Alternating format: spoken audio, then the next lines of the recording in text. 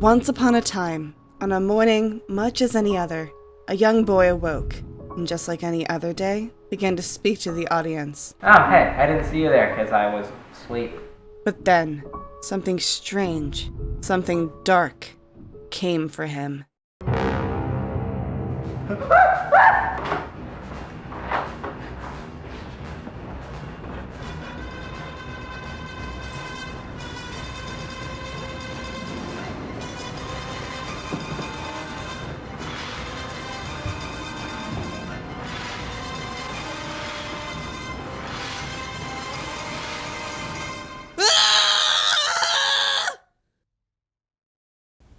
Hey BlackJupiter, I'm Agent Random, and I think I've been infected with the Joshua curse. Everywhere I go I see him. He's chasing me like Rindo trying to hunt a nutkin. And all this time it's making me ask one question. How's my aim? Two questions. Who is he? Who the frick is Joshua?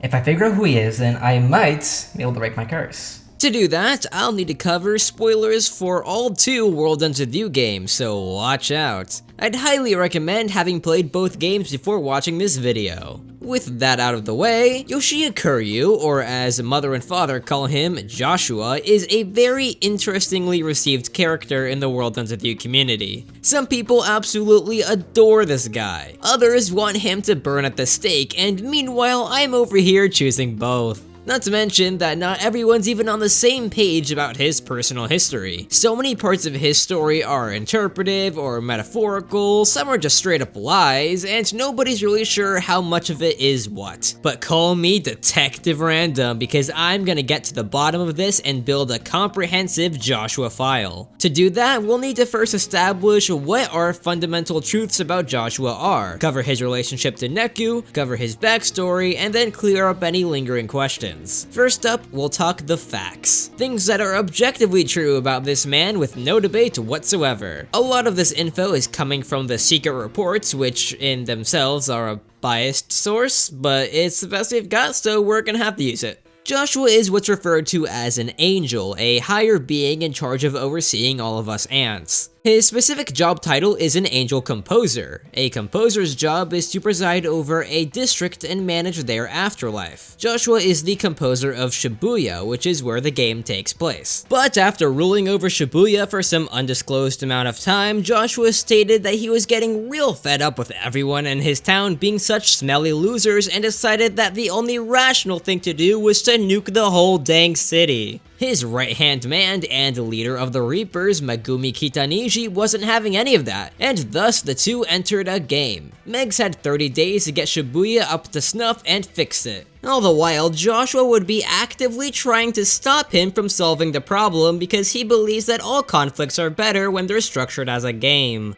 He does this a lot. This is the kind of guy that will resurrect your girlfriend, but frame it as a scavenger hunt. But anyway, since Joshua is just a little powerful, he entered the nearest pro-tag looking guy in town to play against Kitaniji in his stead. That's Neku, give him a wave. Neku totally solos the game, but uh-oh, his character development was just so touching that after a quick test by Joshua decides that if people like Neku are out there, then maybe Shibuya's worth keeping around. Fast forward a year and another angel, Kubo's, come along over to destroy Shibuya anyway. So Joshua solves this conflict the only way that he knows how, and they play a game for it. Both angels choose a champion. One tries to nuke the town and the other tries to stop it. Joshua's champion is Rindo and Kubo's champion is Shiba. Rindo beats Shiba and Kubo's boss comes after Kubo's booty, so Joshua wins it all. Look at that, I just explained the whole series. Still, there's a lot that goes unexplained or is unclear with him, and nowhere is that more apparent than the biggest focus he ever gets, the second week of the first game. This is where we best learn about Joshua's relationship with Neku. I said earlier that Neku is playing in Joshua's stead, but Neku himself does not actually realize that. Once the game began, Joshua strolled up on Neku and shot him to send him to the afterlife, or Yuji. This entered him into the Reaper's game, the 7-day competition to win back your life. Of course, Neku is really there to defeat Kitaniji, but once again, this isn't known to Neku himself. Not to mention that Neku's memories of his own death were also hidden from him upon being sent to the Yuji. I bet that's like a lot to digest if you have not played the game.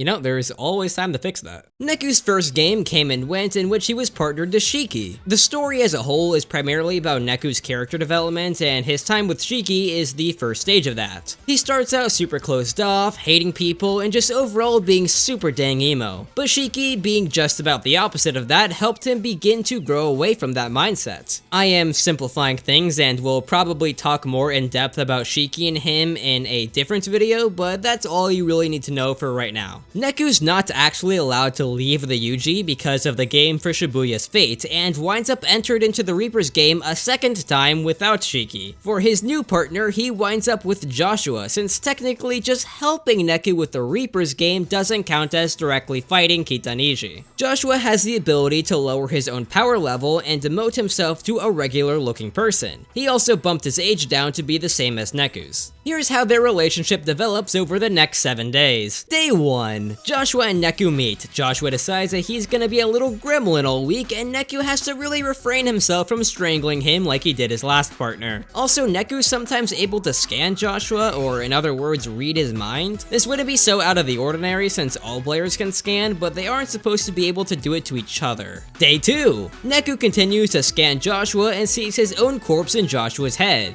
Huh, now why could that be there? Joshua really wants to skip the missions and do some side quests, but Neku isn't having any of that. Day 3. Joshua tricks Neku into doing the side quest, which takes them to a mutual friend, Hanakoma. Neku figures that if Hanakoma trusts this kid, then maybe he should too. Neku learns some Joshua backstory that I'll go over later since its canonicity is confusing. Joshua brings Neku here because he needed them to get some new equipment from Mr. H to help them win his big game. Day 4. Joshua continues to make Neku subtly aware of the things he'll need to know in order to win the big game for all the marbles. Neku scans Joshua even more and finds out that Joshua totally killed him. Neku's less than happy. Day 5. To add insult to injury, Neku then learns that Joshua didn't even die to enter the game, and as a result, asterisk, was way more powerful than he had any right to be. Joshua also takes the day to show Neku the Shibuya River, which is where he's gonna have to go to beat the game. Day 6. Neku really tries to get Joshua to tell him why Josh shot him.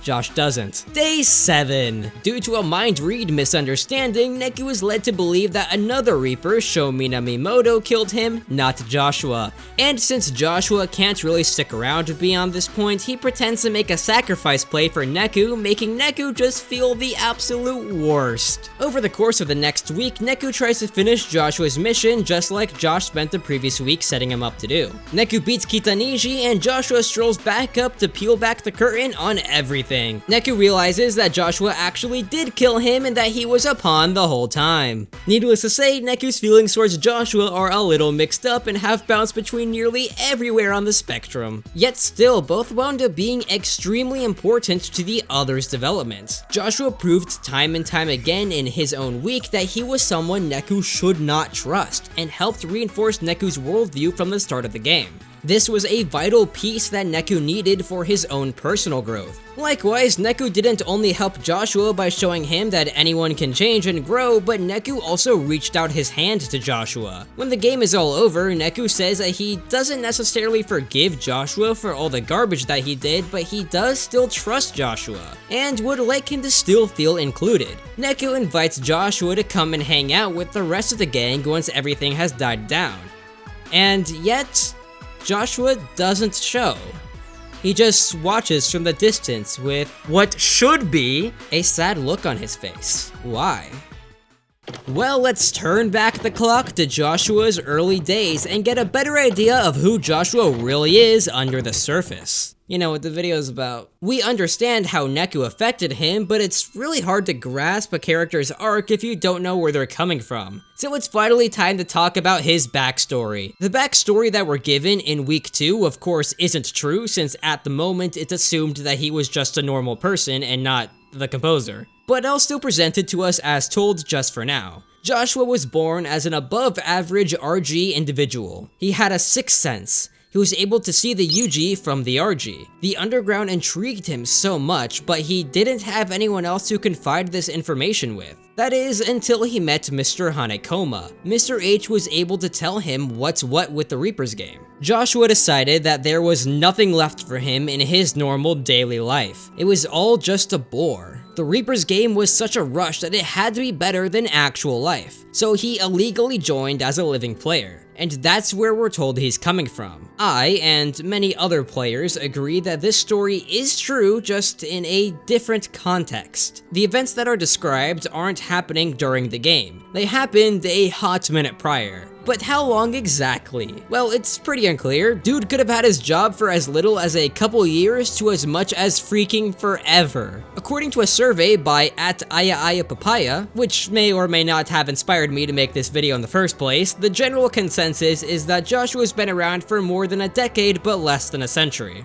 I've mentioned this in my Gods and Demons video, but I sort of like the idea that the pins in the Eden set are describing Joshua. I won't go into full detail, but it talks about what I think is the Sengoku period. Japanese historians, don't kill me if I'm wrong. And mentions a boy in the Room of Reckoning from the end of the first game. It's not possible to know whether or not this boy is Joshua or not. As it happens, there are more boys in this universe, but I think it would be cool if it was him. Like, if you're from a time where everyone is at each other's throats, then you might just maybe be a little closed off. That claim is a little shaky, but something that I am much more confident in is that once Joshua was someone in the RG with 6th sense, and he did choose to enter the game. But I don't believe that he entered as an illegal living player. I believe that he entered the afterlife in a more legal and very manual method. Going off of how Joshua acts within the second week, we can see that he agrees with Neku's mindset. And look how that mindset affected Neku. He was closed off, lonely. Surely Joshua was the same way. He didn't even know how to open up his world. Clearly, he had never played The World Ends With You. And instead of expanding his horizons, he ran from them, all the way to another realm. But still, whoever Joshua was back then, he had to be fairly different to who he is now. And we're possibly provided a glimpse at that in A New Day! Everybody's favorite worst part of the World Ends With You series. In case you're graciously spared from this chapter, it follows Neku as he navigates an artificial bizarro world made by the Reaper Coco. A special gimmick with this world is that Coco populated it with NPCs of the people living in Shibuya, but they're all a little off. And the crowd favorite of this world is its Joshua, known as Yoshia, also known as Cursed Joshua. Just look at those faces, yikes! He's an uber nervous coward of a man who's into poetry and PC gaming. That is a real thing that, like, he says in the game. Joshua from The World Ends With You says he's a PC gamer. Oh my gosh. And there's a number of people that believe that this is who Joshua was prior to entering the UG. But how do we know? Well, all of Coco's other creations do have a layer of truth to them. As an example, Shiki is correct in the way that the reason she looks the way she does in the UG is a result of her looking up to Eri, but she's incorrect in the severity of it. Uzuki and Karya are still Reaper partners who contrast each other, with one hating work and the other being an overachiever, but which is swapped. And these are both results of Coco just not knowing either all that well. Then there's Yoshia. Just like the others, there is an objective layer of truth. Joshua's real name is Yoshia, as he tells Neku when they first meet. Yoshia and this world's Hanakoma have some history together, just like we're told that they do in the real world. So, why is Joshua so off? Like, Coco messed everyone else up to varying degrees, but no one got butchered that bad. But who's to say that he's really as off base as we might initially assume?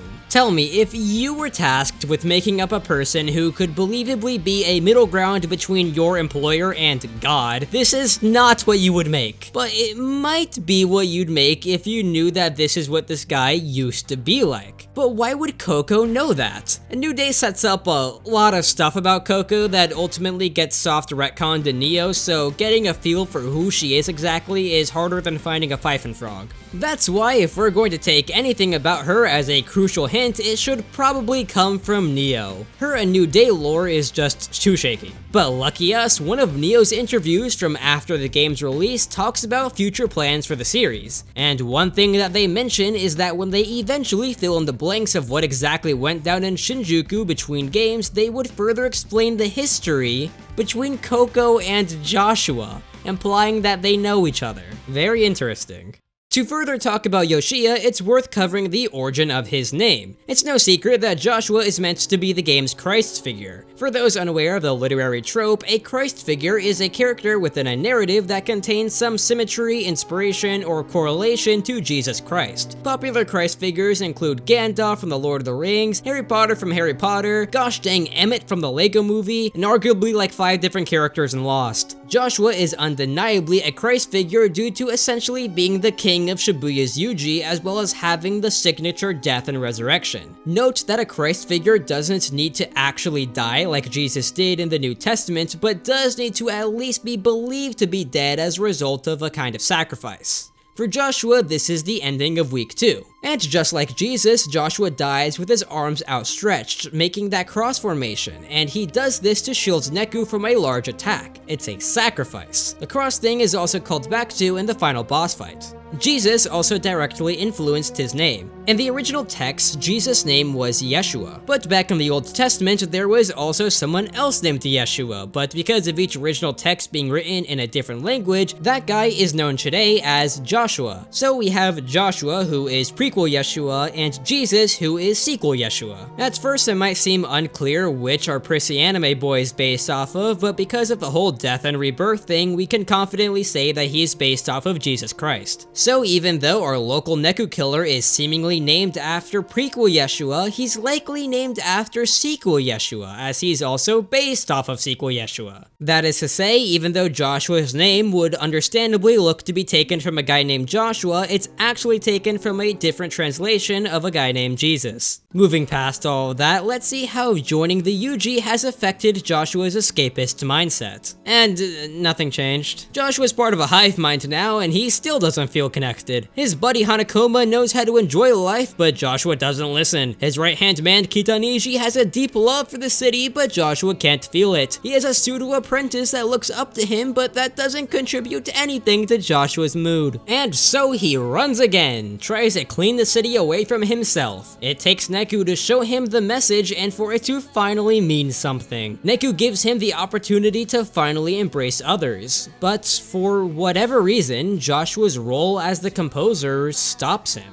All he can do is sadly look on. He couldn't expand his world, so in retaliation, it no longer has room for him. This storyline is reinforced through his appearance in Kingdom Hearts Dream Drop Distance. I have a full video going into more detail on this, but in this game we can also see Neku outreach his hand to Joshua, and now we can see exactly how much that touches Joshua. Even just the premise of their existence in the game shows us how important these people in particular are to Joshua.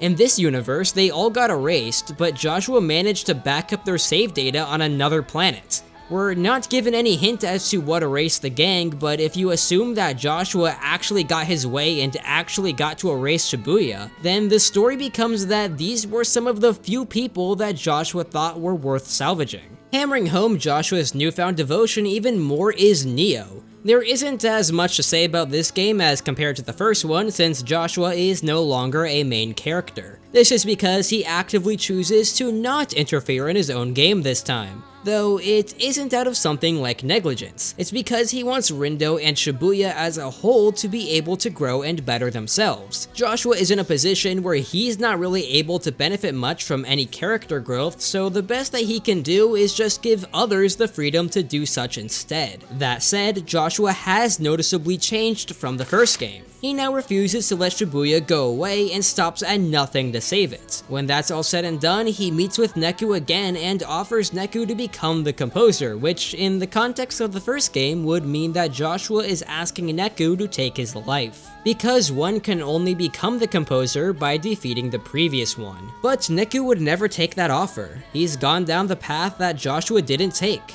He would rather live a normal life with his friends than ascend to whatever the heck Joshua's become.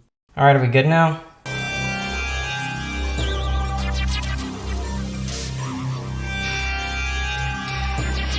I'll take that as a yes.